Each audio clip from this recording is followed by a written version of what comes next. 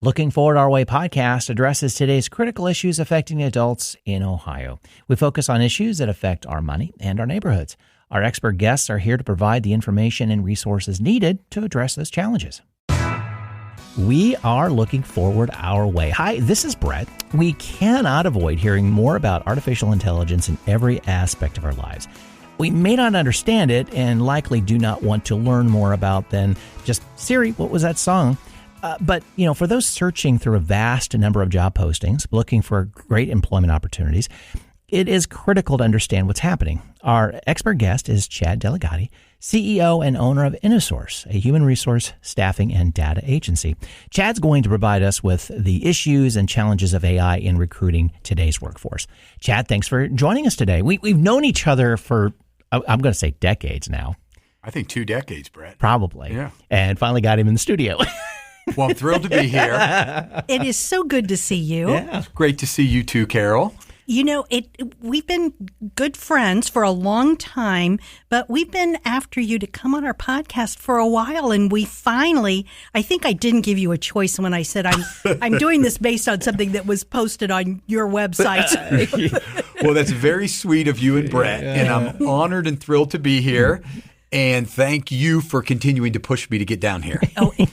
And we knew we'd get you one. Oh, yeah. Oh, yeah. Absolutely. And it has been great to know each of you over the past 2 decades and watch everything you've done for our communities and where we first originally met through Employment for Seniors. Yeah, exactly. Right. And let's give a shout out to someone else on Employment for Seniors back in the day to us, Rocky. Yes. Hello. Hope you're listening today to the podcast. Exactly. And if not, we're going to just keep sending you the link. But, too, we also, Brett and I have watched InnoSource and the growth and the accomplishments that you have reached.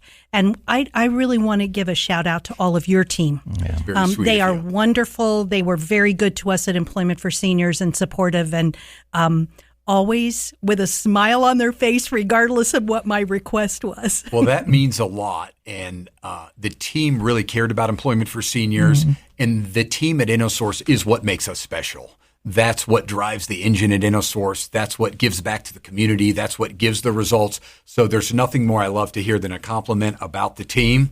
I'm just setting the tone for the team, but at the end of the day, they're the special ones that do all the work. Yeah. They are.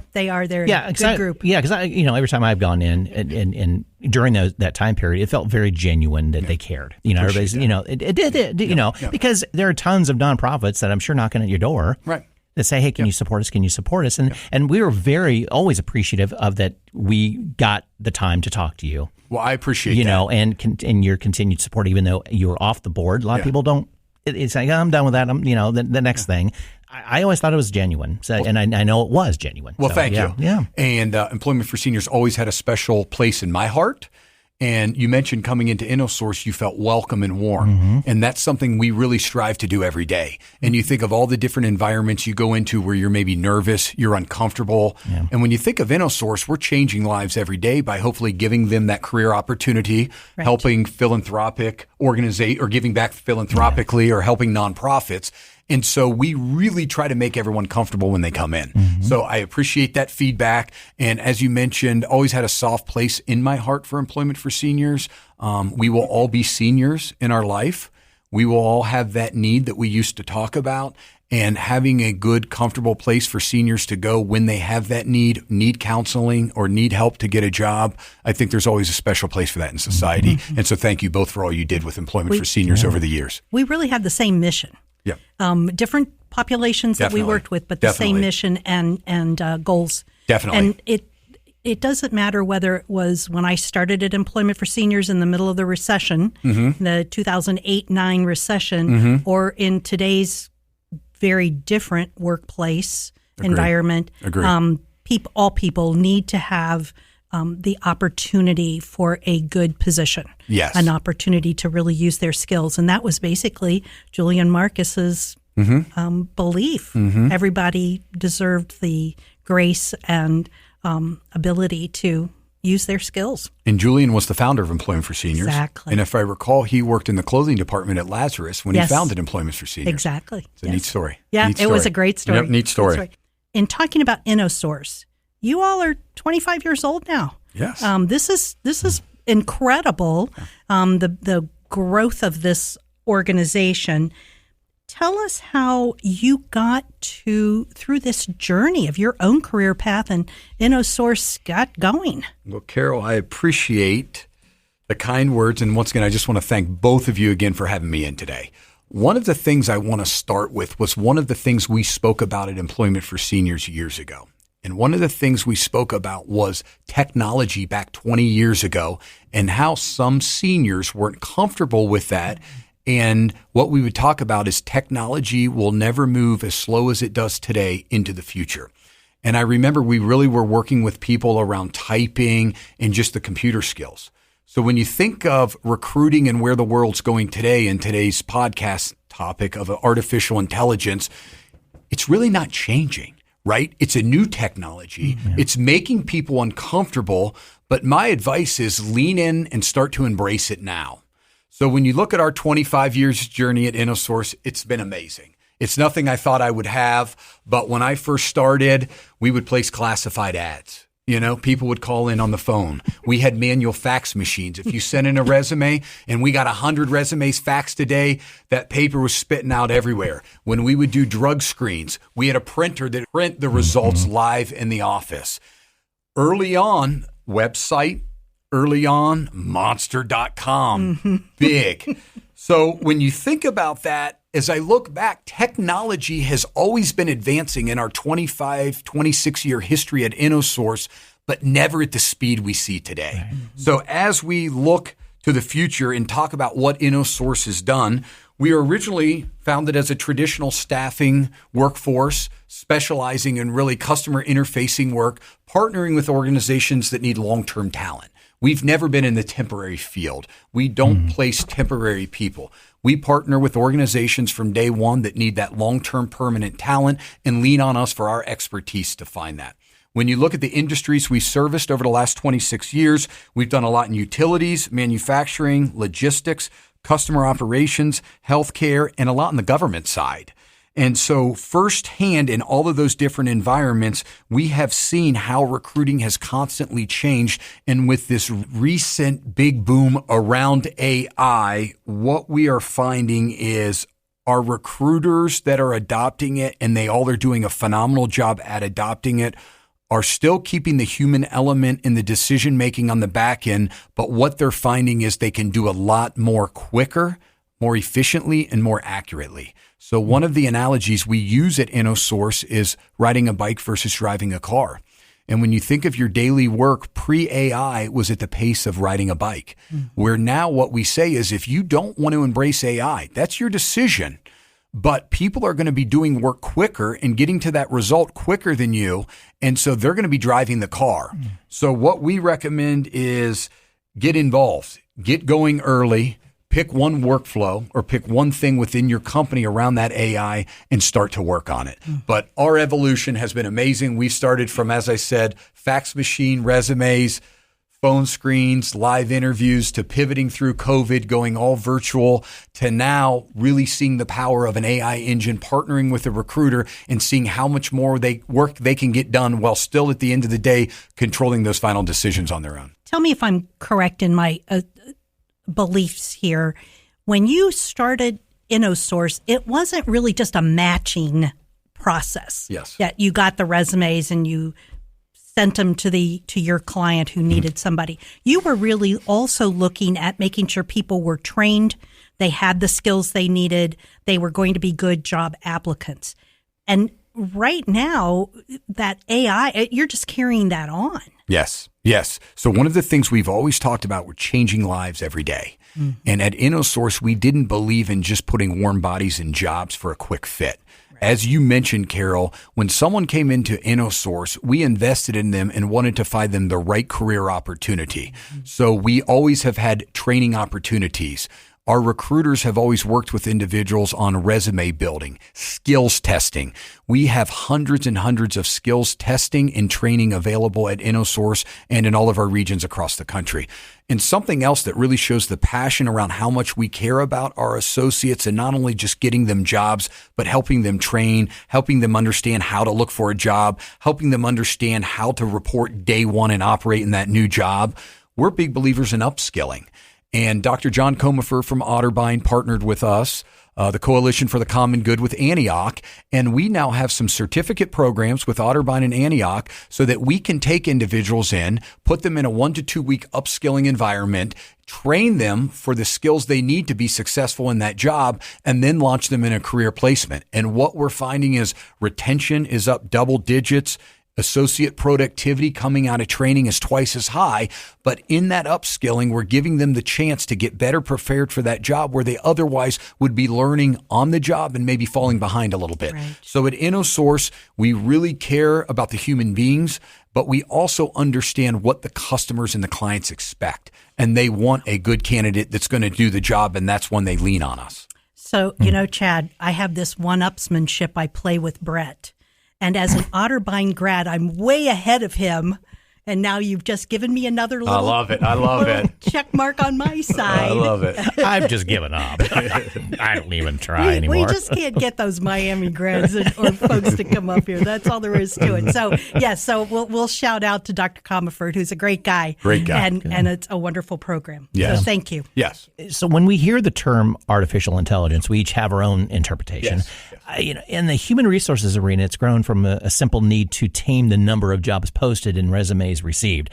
Can you give us a quick look at the historical significance of the dreaded applicant tracking system as it's now kind of had has a negative connotation anymore? Yeah. So ATS, applicant tracking system, has had a huge growth, development, evolution over the 26 years I've been in recruiting. Yeah. And when you think about it early on, as I mentioned earlier, these resumes came in one standard format, whether it was through a fax machine, dropped off in the office, or a phone call. And what has transpired with these ATSs and the online systems now is now an individual can apply to hundreds of jobs at night between AI and these applicant tracking systems. So that now, as the employer of record or the recruiting firm, the amount of resumes we get in the volume is mind-boggling. And AI combining with that ATS is giving organizations that chance to continue to be very successful and get through all the data and information and make the best decision.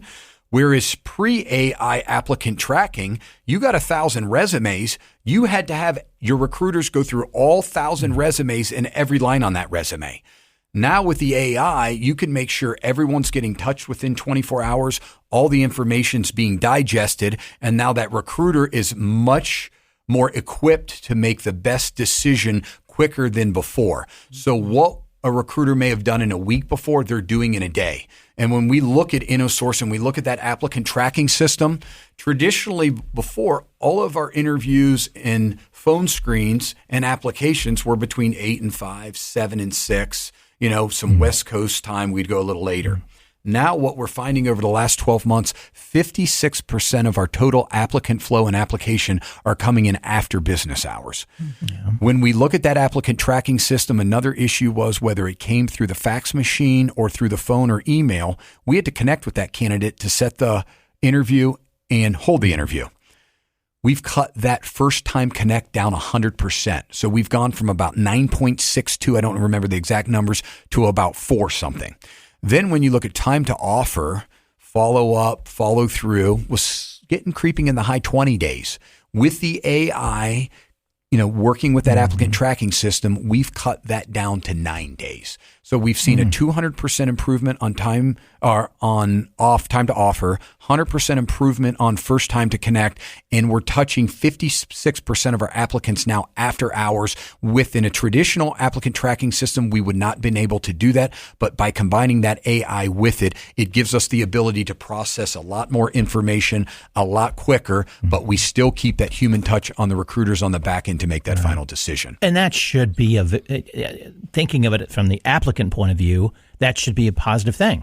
Very positive. It's not just let's do it faster, more efficient, but it's actually maybe better for the applicant because it's matching it better. The ATS is now smarter. Yes, and another example is time. Yeah. So before, our recruiters were just trying to manage the workflow, the applications. They didn't focus on the relationships from the recruiter side. Now they are able to focus on the relationships with the candidates and the clients to ensure that fits that much better. Where before they were just doing everything they could in time management to get through the resumes and handle that workforce flow, where now they actually have time where we are pushing our recruiters to work on developing relationships with the candidate, develop relationships with the client, and through this efficiency of AI and continuing to build out the ATSs to talk with the AI, great things are happening. Yeah. And one of the things I tell our team often is technology's great, but you make it come to life. You make it magical. You get out of it what you want. So the more we can get our recruiters to have time to work on those relationships while still doing good quality work, that's a win. Because I felt there was a short amount of time, and this is just outsider looking in, though, that it felt like this ATS thing was going to be the end all be all. It felt like it was going to take the human element out of it. Yeah. It had that perception, and people kind of, I thought they were kind of talking about this. I just put it through the ATS, it'll spit out the perfect person, and we offer the job. It didn't work, did it? I mean, you need the human element on the back end. Right. And what we say is the speed of that application started moving faster than the speed of the human response. Yeah. And that was becoming an issue. But now with the AI, they have that ability to work through it. And what we're finding at the end, that human being still needs to make that big decision. Right. And this AI is just equipping them with the data to make that right decision. But if you just trust the AI all the way through, it's going to miss a human element piece. But Brett, what we believe in is equipping our recruiters and our team with the AI to do their work more efficiently, quicker, and at higher volumes while keeping them empowered to make ultimately that decision. So what we're striving to do at InnoSource is create more capacity at a higher level of results output and not really replacing the human beings. Yeah. So all of these systems have an incredible impact on both job seekers and employers. The employers, it's making it more efficient, more effective, and getting through the process quicker. Because bottom line is recruiting is expensive, and you need to get a new person into the seat in your office as fast as you can. Yes. On the flip side of that, as things are getting more efficient on the employer side, is it better on the job seeker side, or are people just getting pushed out of the pipeline as quickly as they are putting their applications in? I think probably a little bit of both. That is a great question. So one of the things we always say is AI itself is not the issue. It's the design and the governance that are. So what we believe is a good AI tool, a good process set up to use AI should improve the responsiveness, the precision, and the engagement. Poor AI can damage the candidate and the company's reputation very quickly. Right. So on the front end, before you just take an AI tool off the shelf and think it's the end all be all, apply it to recruiting or HR, and it's going to solve all of your problems, slow down. First, I believe you must have leadership buy-in. If your leaders aren't bought in, your users aren't going to buy in.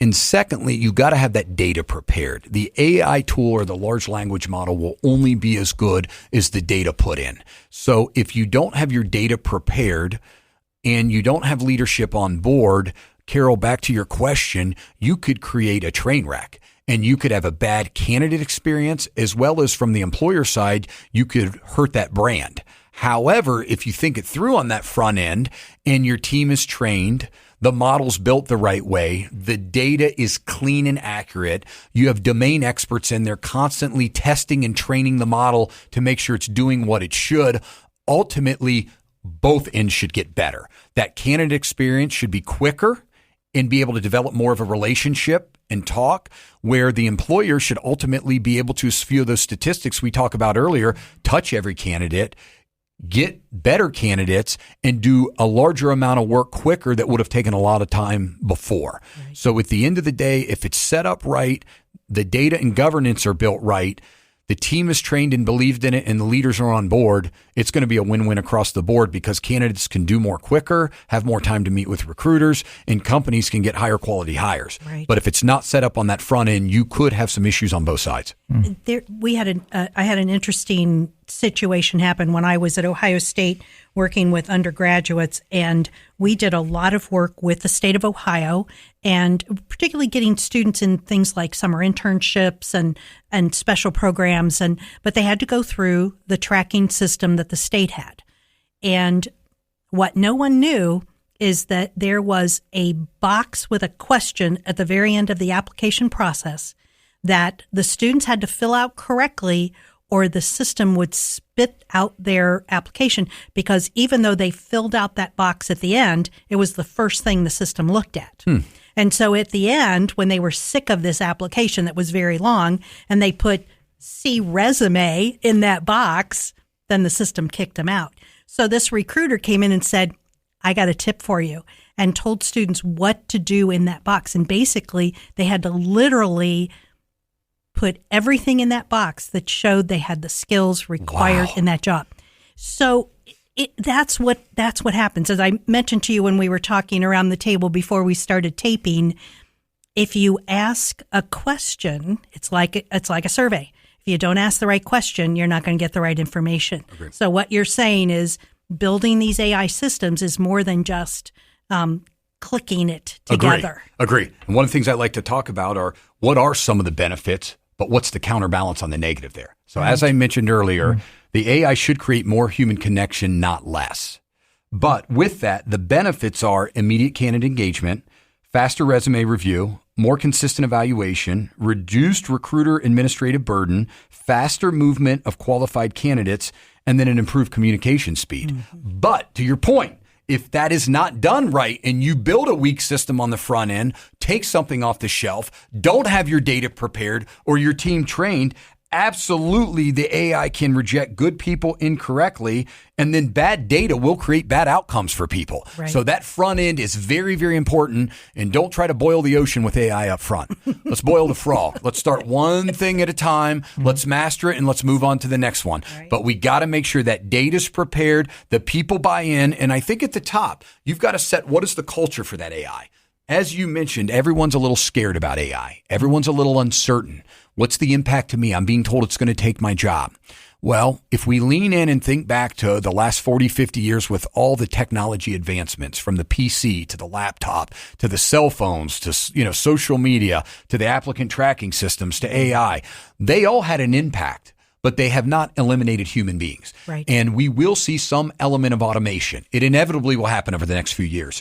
But for everything that's automated, we will create another opportunity in the marketplace to support that. So I think the important thing is don't fight it, be open to it, get in the game quick. You don't need to rush it, be thoughtful, but get the team on board, get your leadership, know your strategy, know your AI culture, get your data team involved, and then get going and go one workflow at a time. Yeah. And at the end of the day, what we say is most AI failures are not technology failures. They are process, data, and leadership failures. Right, that makes sense. So let's jump off that answer on the employer aspect of utilizing an AI product. Quality tested. I mean, it looks like it needs to be, along with information database that's accurate when hiring, when building that hiring system. Talk more about the steps an employer should take as they utilize AI, whether they're building their own or purchasing a system. Yeah. So that's a great question, can go many different ways and deep. So I think the first thing to do is first really understand, as a company or as a leadership team, what are you trying to accomplish with AI? And one of the things we start early on with any customers or internally at InnoSource when we talk to an individual is, if you could take one task out of your day to automate or take away that you don't like doing or really bogs you down, what is that? And we think that's a great starting point, because now you're getting the end user to buy in up front, and you're solving the thing that they don't want to do the most day in and day out. Yeah. So I think starting slow to go fast is very critical, but it's really the planning on the front end versus jumping in, getting a tool you don't know, and then trying to reverse engineer that tool back to you. Well, now your data's not ready. You're trying to clean your data. You're telling your leaders the value, but they're not on board yet. So what I would say is you want to have clean data. You definitely want to make sure your workflows are all defined. You've got to have those defined, and that's complex to get done as well. Yeah. You've got to have good hiring discipline to know, how are you hiring? How are you using that ATS? You got to have the human oversight, right? You got to constantly have that human oversight. And what we're finding more and more is these domain experts are critical. You have that reinforcement learning from the human feedback. And that's something we're finding is very critical. And once companies are utilizing the AI, having those experts in there to constantly train and reinforce those models is critical. And then you got to have ethical governance to make sure, it stays compliant and it's doing the right things. I'm really liking your answers, and it's eye-opening to me. In this realm, it's outsider looking in, that you are really implanting that human factor. There is no let it do this on its own and see what it comes back. Yep. And that's reassuring to me. Is it? Good. I appreciate that, Brett. Honestly, because coming from a forefront company, as you are, and you have all this ton of influence in this industry to showcase how you're doing it, and you're doing it right, and it's working. Working. The percentages are in your favor. That you're saying we're doing this and this, we're doing this and this, but we still have that human touch in there, and it's vital that the human touch is in there. And when you look at hundreds of thousands of candidates over the last couple of years coming through our AI, and you back that in, that's hundreds of thousands of manual hours that the AI took care of, but it empowered our recruiters, as we said, to have better communication, more time for relationships, making a better hiring decision. And the statistics on the back end are showing turnover is down about double digits using the AI tool, because I think we're getting through a broader group of candidates on the front end to hire the right one on the back. Yeah. So another thing I always say, organizations should not ask how to automate recruiting. They should ask how to improve decision quality and candidate experience at scale. Because if you can do both of those at scale, your candidates win, your recruiter wins, and ultimately your customers or your hiring manager wins, because they're getting the best talent at the right time quickly to do the job the right way. I like this too. As Brett said, bringing in the personal contact, but it's not just the placement. It is the retention. You got it. Which That's is the huge. key. Yeah, you can do all the placements in the world, but if they don't stick, that was not a quality recruiting process, and you didn't really understand the role the person was going into and the skills and personality and characteristics that individual has. Yeah, that's money in the bank. That's money in the bank right and there. That's the match. You got to have the match. And when you think of it, one of the things we are financially aligned with all of our customers are when we recruit someone and place them at a client, we are financially vested with them for at least the first 90 days because of the recruit to order, the customized behavioral interview, the skills testing, that we put them through the same process that our clients would. Anyone that turns over quick, we lose money. So we're financially vested. So we want ultimately for everyone we hire to ultimately become employees of our client companies, unless it's an on-site outsourced area we're operating over time. And we want them to become very successful, because the ultimate for us is watching them move up in the organization and knowing where they came from, where we identified that entry-level talent. When I was going through all of the steps on your website regarding AI, I started sort of laughing because as a career counselor, many, many years, way before all of these systems started, and this poor little senior is putting out their resume and they go, well, but I never hear anything. I said, okay, well, you do your follow up and then call them again in a week. And I, as I'm telling them this, I'm thinking to myself, that poor recruiter, because God knows they have a stack of what are those little message notes that, Post-it call notes. this, Post-it notes, call this person, call that person. So the whole process here is trying to make sure that AI systems can do. Yes. They can create an engagement connection between that recruiter and the applicant. The downside of this is, yes, they're hearing from somebody right away when they send their resume in, but it's not really a person. So how do you move past that initial connection of not talking to a fake person? Love this question. So for 25 4 years we started using AI, I'm going to say in 23, 24, I think 2023. One of the common things we heard was candidates would apply and never hear back. Exactly. Yes. Now, in people, corporations' defense, when you think of Indeed, Monster, Career Builder, ZipRecruiter, these huge enterprises have many different recruiting channels or application channels to come in. And they may get 40,000 applicants a day, a week, or a month. It's virtually impossible without technology to get through 40,000 resumes the right way. Mm-hmm. Yeah. So we at InnoSource, the last 20 plus years, one of the things we always said was anyone that applies to us will get a response within 24 hours. That was very difficult. And Carol, the reason it was difficult was at times when we would have a huge influx of traditional applications that Brett, you and I spoke about earlier, we would have recruiters working late, coming in the morning. We'd be hiring extra recruiters, and there was probably a few resumes we didn't get through. But now what is happening is the AI is dramatically improving that responsiveness. But you have to be careful because, as you said, they just don't want a bot to talk to. They still want a human being.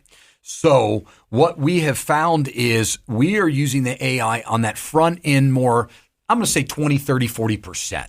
So the first thing that happens is now when they apply, and this is happening at the large organizations across the board, immediate acknowledgement. So now I at least am getting some satisfaction. I at least know I'm in the system. And right there, you think back to the old black hole. You never even knew, did I send it in right? Did I hit enter? Exactly. Maybe my T1 line or maybe my 14.4 FrogNet dial-up from Athens County isn't connecting. You know? Or the U.S. mail didn't get You delivered got it. that day. Right, exactly. So now with the AI, we at least have that immediate acknowledgement. Secondly, one of the things we're really finding is they want updated. These candidates want updated. And even though it's through automation, it makes them know that we care about you. We're keeping you posted. We're thinking about you. So we think the AI can help a little bit on that updates. The next one, as I mentioned earlier, faster scheduling. That's huge. We've had 100% improvement in first time connect, 200%. So if you think we're now connecting in 4 days and we're giving offer in 9.62 days, that's gargantuous. So let's be kind of a little more specific on when you're saying scheduling. Schedule for an initial interview, or which could be over the internet, or it could be in person. You got it. And the issue was you could call and try to get a hold of somebody 2 or 3 times before you ever really connected with them to get them in the schedule. And we've all heard voicemail box full. Yes. What do I do now? And in their defense, someone could have left a 20-minute message or not. So now I can't leave a voicemail. Right. I could fax again. I won't know for sure. I could try to email. Or even text, but you're never sure what's going on. Exactly. Yeah. So now what we do is on that front end, have the immediate connection, connect with that candidate, let them know what's going on, and then we give them the opportunity through the technology to pick when they want to schedule with one of our live recruiters. Oh, there you go. So it's not scheduling more automation, it's scheduling for that live piece. And then that's where now our recruiters have that much more time available to build that relationship, work with that candidate. We're big believers in a proprietary behavioral interview process to really make sure the match is right. And then ultimately that recruiter makes that hiring decision and hands them off to the account manager who gets them started in that new job. Okay. But the black hole is slowly going away.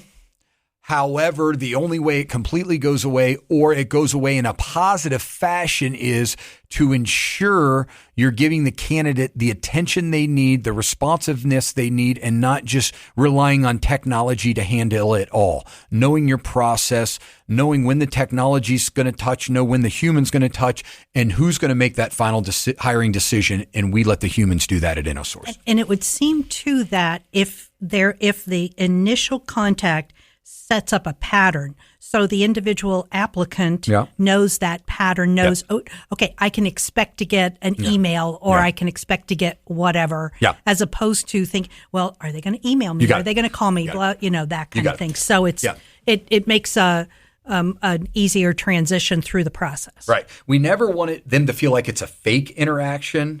We want it to be that they think it's intelligent engagement and it's respecting their time. Right. That's the most important thing. That's interesting. Yes. Yeah, Okay. you really want to make sure of that. And Because a job applicant would not assume that you really care about their time. right, and we do. Yeah. And we're vested. Good. And the more successful they are, the more successful we are. And when our clients see quality hires, quality results, quality on-site outsourcing results, they'll come back for more. Right. So we've got to make sure that our ATS, Brett, our AI, Carol, is doing exactly what we need it to do, the way we need it to do, by helping our recruiters, making them better to ultimately give them power to make that great decision. Right. Yeah. Now, you earlier had mentioned something about, and I'm intrigued, I want to dig into this a little bit deeper, ethical practices. So AI can be misused. We see it in the news every day.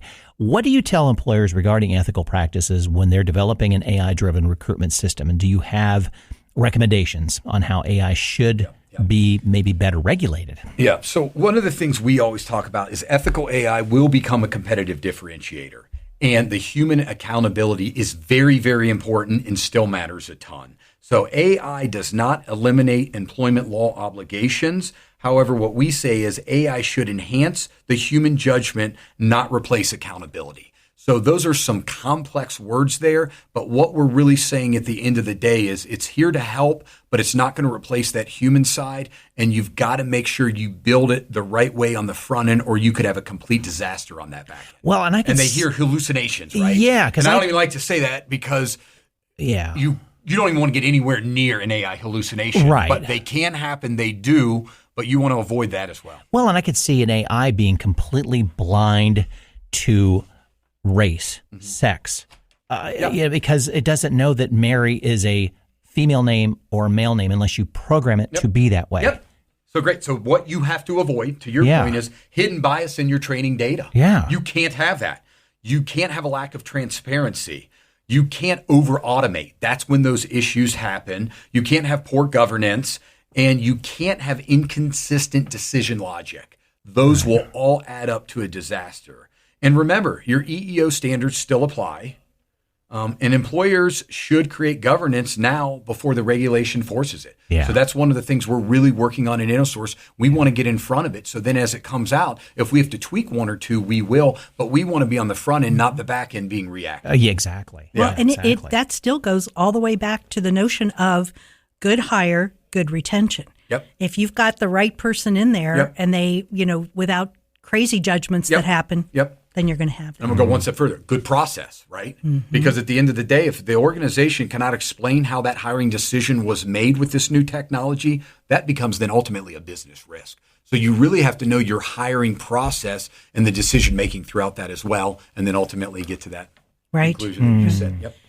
Okay, so the flip side on ethics is, employers need to be ethical, but so do job applicants. And needless to say, it's way too easy to ask what's that guy, Claude or Chat GPT please here's where I've been and what I've done, and spit out a resume.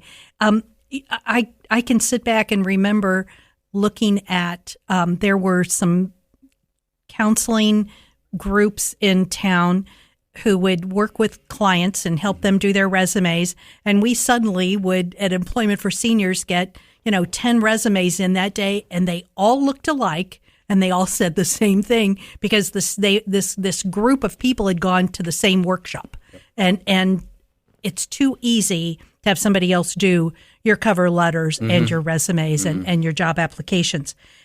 Give us some advice to job seekers to ensure that they are being ethical during their job search, but also tips on how they can even be more successful by understanding these systems. Yeah, so that's a great question, Carol. And I'm going to break it into two pieces, the employer and the job seeker.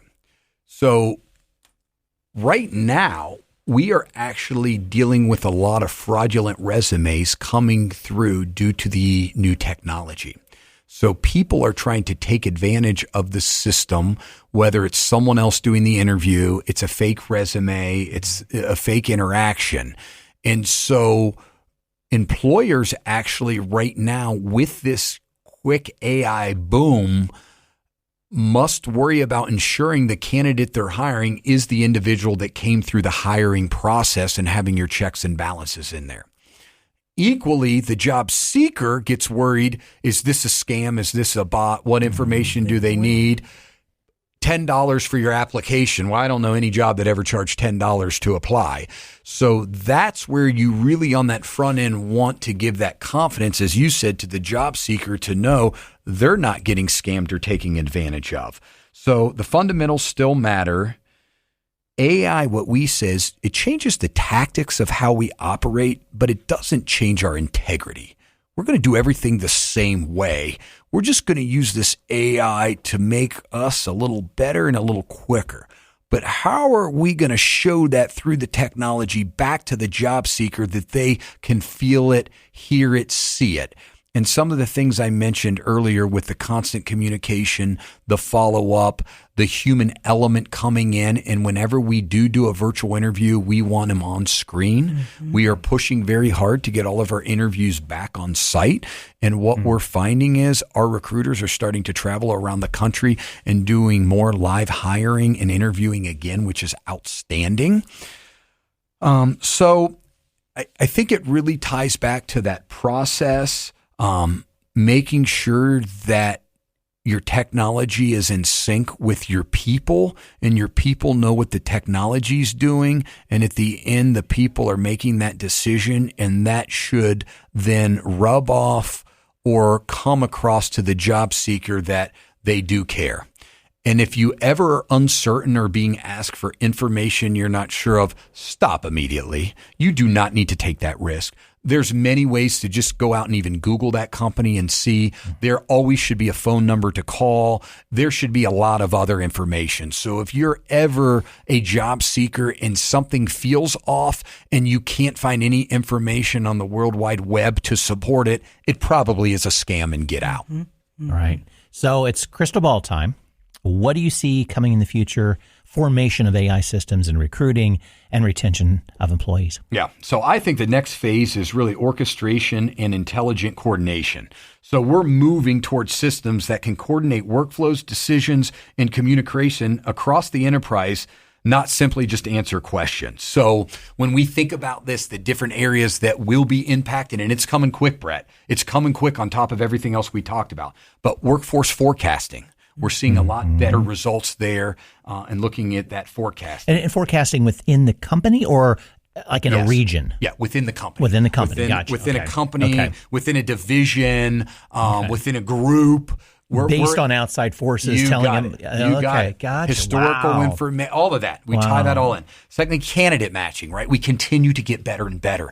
This AI is so intelligent, and think of thousands and thousands of resumes and people we've hired on an annual basis over 25 years, hundreds of thousands of people that historically now AI can scrub and get smarter to really make that candidate match on the front end even better.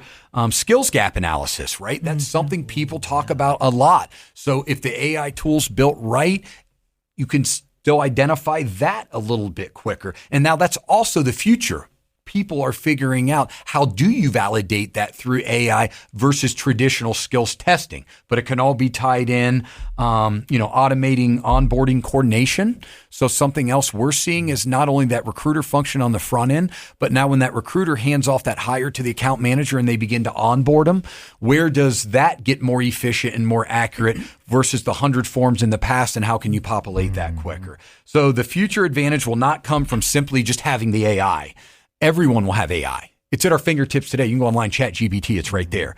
Your advantage and every other person's advantage will come from how intelligently they and the organization they work for integrate that AI into their operations. And so I hope my message is coming across that I love AI.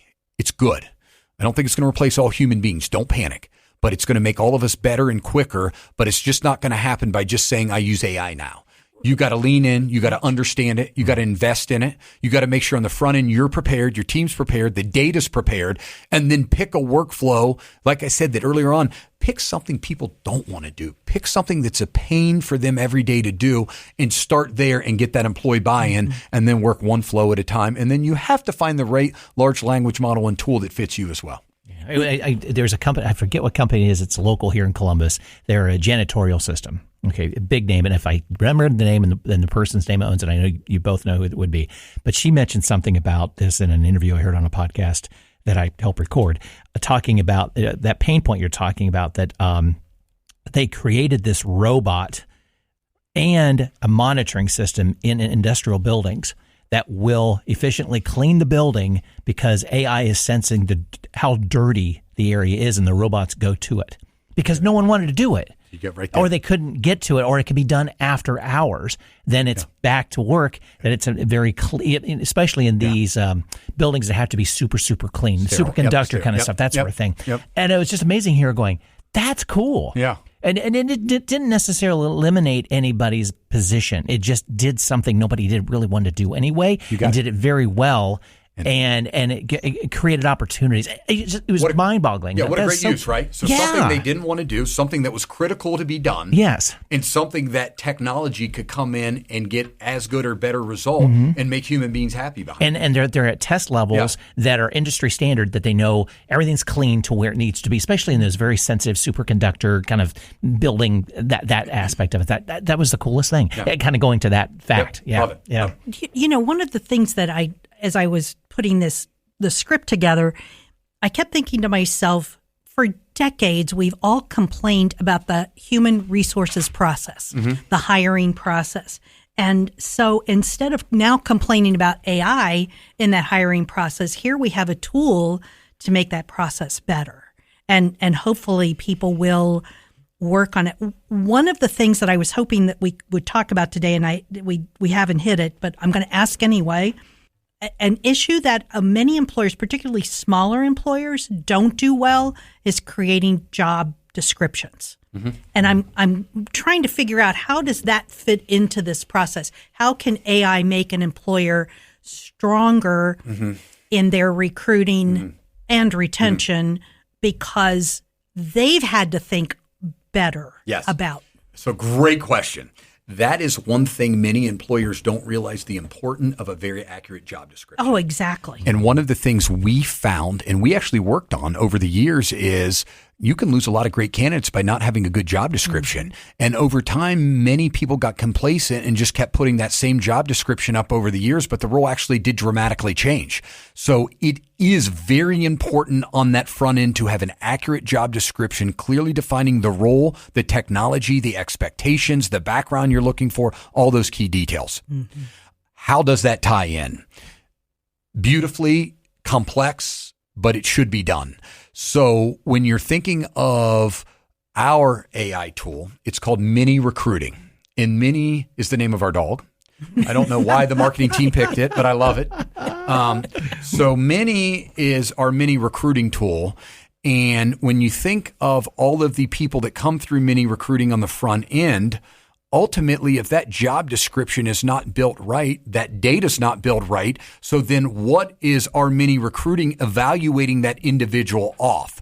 So over time, I think those job descriptions will be tied in more, but right now on the front end, that goes back to the data, the cleanliness of the data, and having it organized and knowing what you're looking for, so that if that job description is very clear and it's put in the AI, that AI is working right around that. But if you have a job description that's not real accurate, has errors, right, that's where you begin to have some of those issues we talked about earlier, where maybe the AI tool isn't accurately recruiting because you didn't put the data in on the front end, or you took the human decision making away. So I think job descriptions are critical.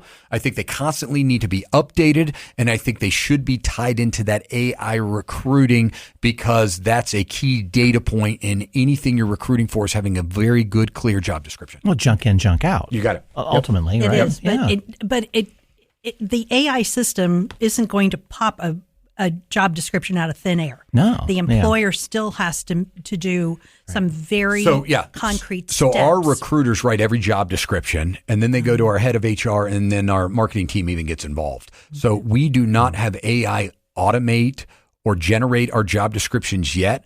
The human beings are developing them now. Are we running them through AI to make them cleaner, better, and maybe additional data that we didn't have? Of course. But to your great question there, a great comment. We still let the humans, because they have to be involved with that, because they're the ones ultimately talking with the customers, getting the feedback on how is the role changing? Where are they going with it? How does AI impact them in their role now? Where 3 years ago with that customer, maybe it did not impact them. Well, I would think employers would take that information, if they do, and they should do an exit interview with this person that's leaving. sure. If it's a good leave, a happy leave, an exit interview going, okay, what did you do in this position? What would you tell the next person?